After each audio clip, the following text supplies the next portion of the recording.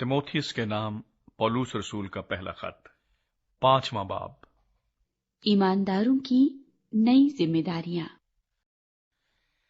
किसी बड़े उम्र रसीदा को मलामत ना कर, बल्कि बाप जानकर नसीहत कर, और जवानों को भाई जानकर, और बड़ी उम्र वाली औरतों को मां जानकर, और जवान औरतों को कमाल पाकीज़गी से बहन जानकर, उन बेवाओं की जो वाकई बेवा हैं इज्जत कर।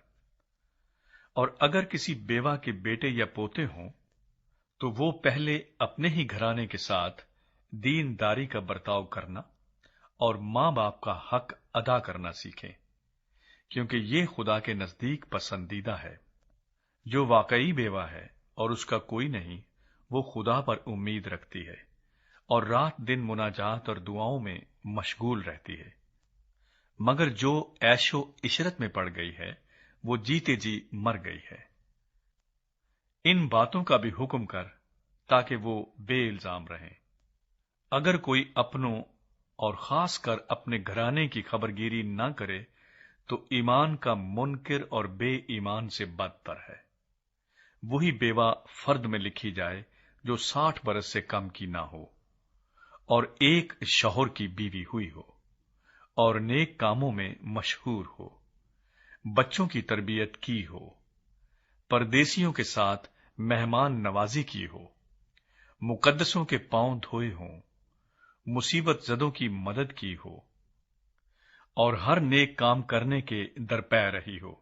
मगर जवान बेवाओं के नाम दर्ज ना कर, क्योंकि जब वो मसीह के खिलाफ नफ्स के ताबे हो जाती हैं, तो ब्याह करना चाहती हैं और सजा के लायक ठहरती हैं, इसलिए कि उन्होंने अपने पहले ईमान को छोड़ दिया।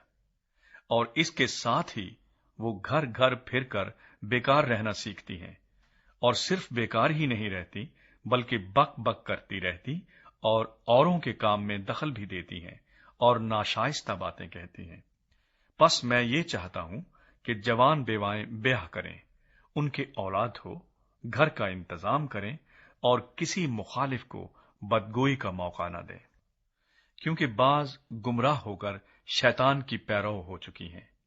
अगर किसी ईमानदार औरत के यहां बेवाएं हों, तो वही उनकी मदद करे और कलीसिया पर बोझ न डाला जाए, ताकि वो उनकी मदद कर सके जो वाकई बेवा हैं।